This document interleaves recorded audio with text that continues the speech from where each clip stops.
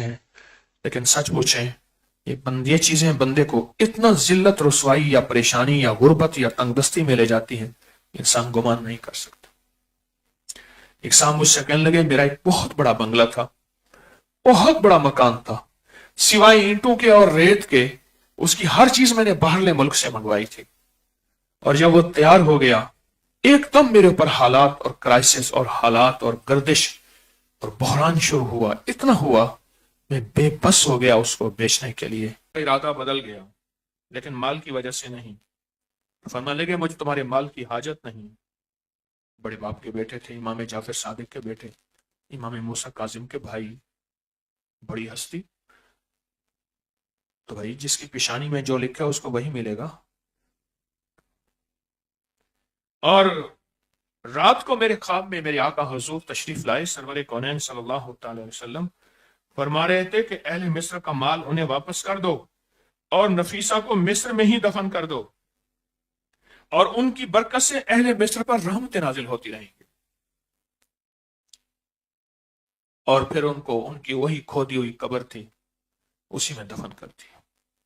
اہل مصر پر رحمت نازل ہوتی رہی، ایسے اہل مصر پر۔ اچھا، اہل مصر کے میں نے مزاج میں عرب کا مزاج دیکھا۔ کچھ ملکوں میں پھرا ہوں اور پھرتا ہوں تو خوب پھرتا ہوں، لاہور سے لاہور تک اندرون بیرون فلائٹیں ملا کے مصر میں نے کچھ 8 فلائٹیں لی، ساری جہاز ملا کے اتنا دور تک گیا، اتنا دور تک گیا۔ میں نے ایک چیز دیکھی، میں سوچتا رہا ان ہستیوں اور دریائے نیل کی برکت سے کہ دریائے نیل میں عمر رضی اللہ تعالیٰ عنہ کو جو خط ہے، اور میں نے ہر مسلک کی کتابوں سے اس خط کے حوالے دیے، میگزین میں چھپتے رہے، خط ہے، اس خط کے اندر جو طاقت تھی الفاظ کی، اور آج بھی میں نے وہ نقش دیا ہوا ہے دریائے نیل کا، وہی خط کا نقش، توجہ ہے نا؟ یہ سونے والی کیفیت ہٹا دیں، یوں کر کے سونے والی، وہ جو نقش دیا ہوا ہے آج بھی اس نقش سے لاکھوں لوگ فیض پا رہے ہیں، بہت دنیا فیض پا رہے ہیں۔ امام یافی فرماتے ہیں، بہت بڑی ہستی ہیں، کہ سیدہ نفیسہ کو ہدیہ پیش کریں مال کا اور اعمال کا۔ انہوں نے فرمایا میں نے مال کا کیا، ہدیہ سے مراد کسی ضرورت مند کی، کسی غریب کی، کہیں کوئی صدقہ جاریہ، اور وہ ہدیہ پھر سیدہ نفیسہ کی بارگاہ میں پیش کرے تو مرادیں بر آتی ہیں، مرادیں بر آتی، مرادیں بر آتی ہیں۔ یہ ان کے کمالات ہیں اور یہ ان کی برکت ہے۔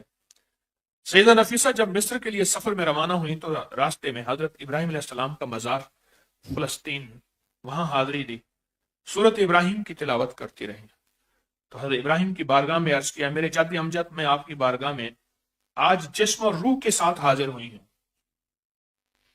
جبکہ اس سے پہلے فقط میری روح آپ کی بارگاہ میں حاضر ہوتی تھی، یعنی میں آپ کو ہدیہ بھیجتی تھی، تو روح ہدیہ لے کے جاتی ہے، یہ یاد رکھیے گا، اعمال کا ہدیہ، مال کا ہدیہ روح لے کے جاتی ہے۔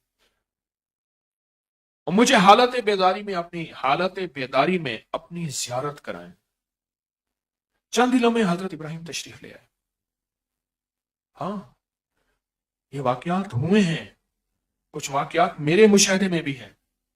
صاحب مزار اپنے وجود کے ساتھ اللہ کے امر سے تشریف لاتے ہیں۔ اور اے بیٹی نفیسہ تم بے بشارت دیتا ہوں، آپ نے فرمایا ابراہیم علیہ السلام نے، تم نیک خواتین میں تمہارا شمار ہے اللہ کی بارگاہ میں، اور میں وصیت کرتا ہوں کہ سورت مزمل کثرت سے پڑھا کرو، اور تمہیں عالم برزخ میں بھی اور قیامت کے دن بھی نہیں بھولوں گا، عالم برزخ میں بھی اور قیامت کے دن بھی نہیں بھولوں گا۔ یہ کیوں فرمایا کہ سورت مزمل کثرت سے پڑھا کرو؟ اس کو ذرا غور سے سنو۔ سورت مزمل میں بہت سے راز ہیں، روحانیت کے اور مال و دولت کے اور جنات، جادو، نظر بد، مسائل اور مشکلات کے بہت زیادہ راز ہیں۔ جو شخص یہ چاہتا ہے نا کہ میں نیک ہو جاؤں، اور کچھ ایسی چیزیں ہیں جو میں چھوڑنا چاہتا ہوں چھوڑ نہیں پاتا، وہ سورت مزمل پڑھ کے روز ایک بار کسی بھی وقت اپنی روح کو ہدیہ کرے۔ ورنہ کوئی دوسرا اس کو اس کی روح کو ہدیہ کرے۔ بڑے کیس دیکھے میں نے، بڑے کیس دیکھے۔ میں تو آپ سے یہ درخواست کروں گا، چند صورتیں ہیں وہ یاد ہوں، صورت جیسے رحمان ہے، صورت یاسین ہے، صورت ملک ہے، اور اسی طرح صورت مزمل تھوڑی سی ہے، اس کو یاد کر لیں۔ بڑی کام کی چیز ہے، بہت کام کی چیز ہے، اور اس کی بہت برکات، اس کے بہت کمالات ہیں، اس کے بہت کمالات ہیں۔ میں نے بتایا تھا نا آپ کو، جب سورت کی اس آیت پر پہنچے ان لک فی النہار سبحا طویلا، اس کو اتنا دہرائیں سینکڑوں ہزاروں روزانہ، ایک پڑھیں سارا دن، اس کو دہرائیں پھر پڑھیں، پڑھتے رہیں، کام بھی کرتے رہیں، اس کو بھی پڑھتے رہیں۔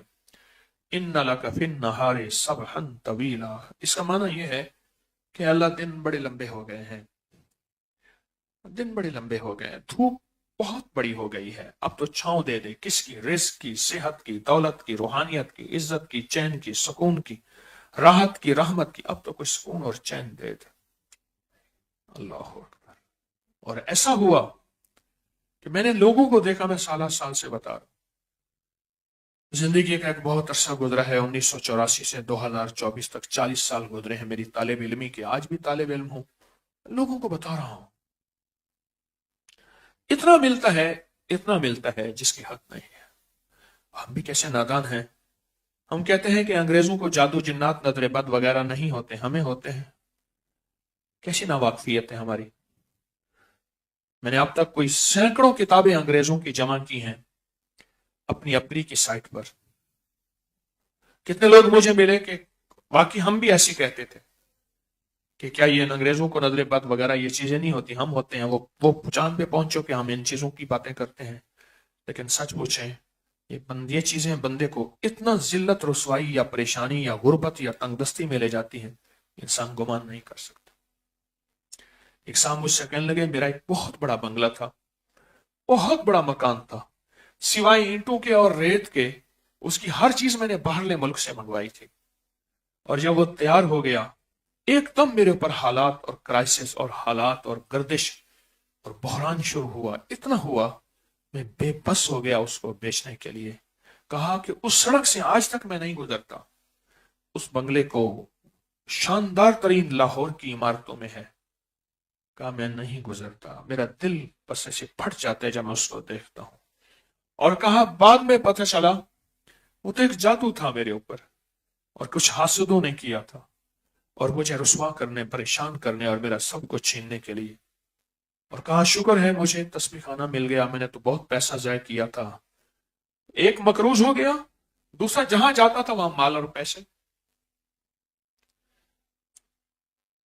سورت مزمل بڑی تاثیر ہے، عجیب تاثیر ہے اس کی، اور رونق کا کمال ہے۔ یہ روح کا ساتھی ہے، پر یہ بتا دو روح کا ساتھی ہے۔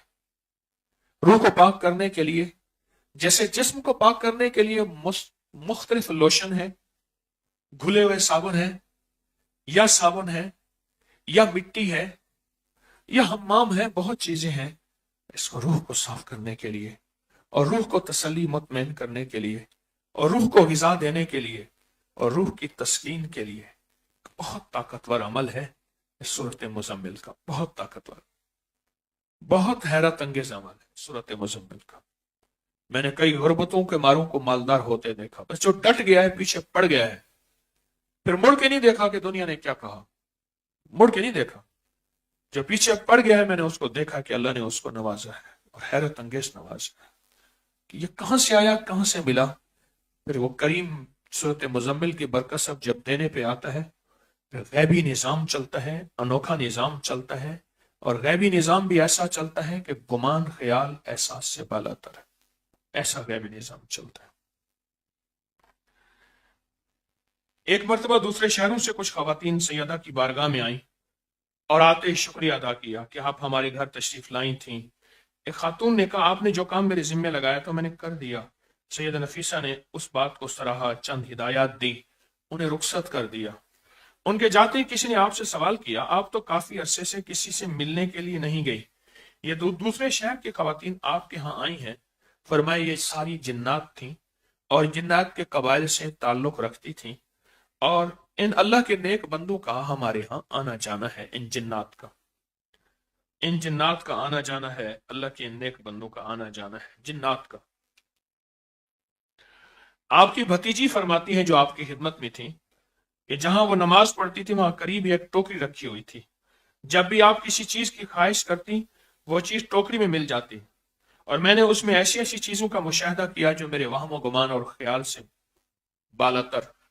ایک دفعہ میں نے اظہار کیا تو فرمانے لگی، زینب جو اللہ پر توکل کرتا ہے دنیا اس کی فرما بردار ہو جاتی ہے، دنیا اس کی فرما بردار ہو جاتی ہے، دنیا اس کی فرما بردار۔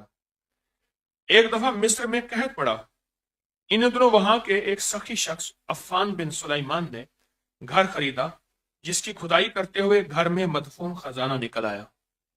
عفان نے عہد کیا یہ سارا خزانہ غریبوں کو خرچ کروں گا، اور مصر کے شہزادے احمد سے گندم کے 1000 اونٹ خرید کر مسکینوں میں بانٹنا شروع کر دیا۔ قحط سالی کے بعد کچھ ہی دنوں میں گندم کی قیمت 3 گنا بڑھ گئی، تو شہزادہ احمد نے عفان سے کو اپنے محل بلایا، یا تو میرے 1000 اونٹ واپس کر یا پھر گندم کی موجودہ قیمت سے 3 گنا زیادہ دے۔ عفان نے دونوں شرطیں ماننے سے انکار کر دیا۔ شہزادہ احمد غصے کے عالم میں مصر کے گورنر ابی عبداللہ الحربی کے پاس پہنچا۔ وہ انتہائی شفاق اور بہت زیادہ خون ریز انسان تھا۔ اس نے شہزادی کی بات سن کر عفان بن سلیمان سخی کی تمام جائیداد ضبط کرنے کا حکم دیا۔ ادھر عفان بن سلیمان اس وقت بزرگ سید علی بن عبداللہ کی خدمت میں بیٹھے سارا ماجرا بیان کیا کہ میں ظلم سے تنگ آ کے اب مصر چھوڑ کے جا رہا ہوں، میری ساری چیز ضبط کر دی ہے، میرے پاس کیا بچا۔ سید عبداللہ نے خانوادہ نبوت اہل البیت کی عظیم ہستی، انہوں نے عفان کو ساتھ لیا اور سید نفیسہ کی بارگاہ میں پہنچے، اور وہاں آ کے ان کے مزار پر کچھ دیر قرآن پاک کی تلاوت کی، وہ ہدیہ دیا، اور ہدیہ دے کے پھر ان کے وسیلے سے دعا مانگی، اور کچھ پیسے مان لیا کہ میں غریبوں کو یہ ہدیہ دوں گا، یا اللہ عفان کی ساری مشکلیں حل ہو جائیں۔ اس رات انہوں نے خواب میں سیدہ نفیسہ کو دیکھا جو فرما رہی تھیں، دونوں گورنر عبداللہ کے پاس جاؤ، وہ تمہارا مسئلہ حل کر دے گا۔ حالانکہ اسی نے تو سارا کچھ، ہر چیز جو ہے وہ ضبط کی تھی۔ اگلے دن دونوں حضرات گورنر کے پاس پہنچے، اس نے حیرت انگیز طور پہ ان دونوں کا بہت احترام کیا اور کہا کہ مجھے سیدہ نفیسہ نے خواب میں حکم فرمایا یہ دونوں حضرات آ رہے ہیں، نیکی اور سخاوت کا سلوک کرو اور عفان کی ساری جائیداد واپس کر دو، کیونکہ انہوں نے مجھے ساتھ لیا ہے اور میرے ساتھ اللہ ہے۔ بات ختم، بات ختم۔ اور میرے ساتھ اللہ ہے، میرے ساتھ کون ہے؟ پھر گورنر نے دعا کے لیے ہاتھ اٹھائے، یا اللہ میں نے جو کچھ کرتا رہا مجھے معاف کر دے، میں نے عفان کی دولت واپس کر دی اور حکومتی خزانے میں مسکینوں پر خرچ کرنا شروع کر دیا۔ اور کہتا تھا، پھر ساری عمر کہتا تھا کہ سارا مصر مجھ سے خوف کرتا ہے، میں مصر کا گورنر تھا، سارا مصر مجھ سے خوف کھاتا ہے، میں سیدہ نفیسہ سے خوف کھاتا ہوں اور ڈرتا ہوں۔ آپ میں آئے واپس کر دے، کیونکہ اب ان کے ساتھ میں ہوں اور میرے ساتھ بچہ روز مار کھا کے آتا تھا، روز مار کھا کے آتا تھا۔ ایک دفعہ والد گھر میں تھا تو ماں کہنے لگی بیوی کہ آپ ساتھ جائیں ان بچوں کو جا کے سنبھالیں، روز میرے بچے کو مارتے۔ والد نے کہا چل میں دیکھتا ہوں کون تجھے مارتا ہے۔ تو پہلے تو بچہ آتا تھا، آنسو بہاتا، ناک ملتا، اب کیا کیا اس نے؟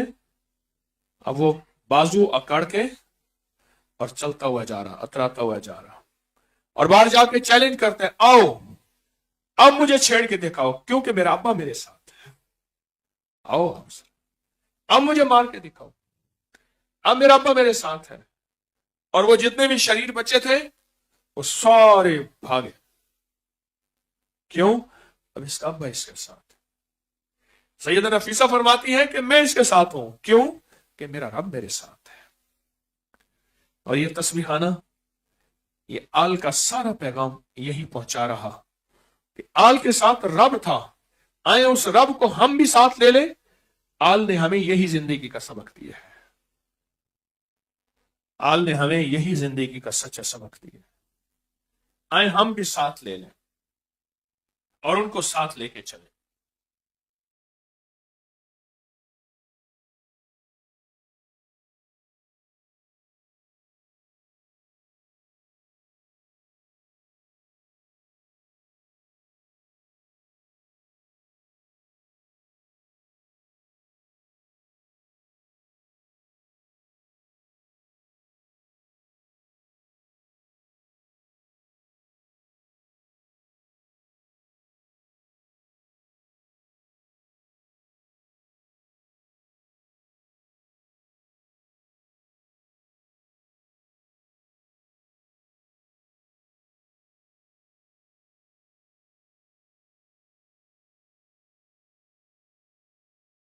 ناظرین، حکیم صاحب کے سارے وظائف تجربے کار اور مجرب ہوتے ہیں۔ ان وظائف کا آزما کر دیکھیں اپنی زندگی میں اور اپنی پریشانیاں، مصیبت اور غم کو دور کریں، اپنی خواہشوں کو پورا کریں۔ آمین۔ جزاک اللہ خیر ناظرین۔